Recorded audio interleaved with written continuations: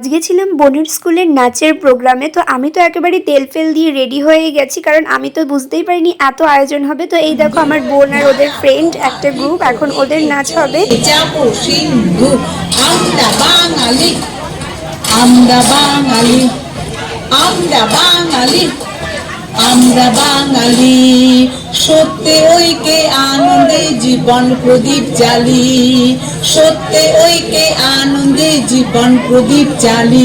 আমরা সমব্রত পালি, আমরা জ্ঞানব্রত পালি, আমরা সমব্রত পালি, আমরা জ্ঞানব্রত পালি।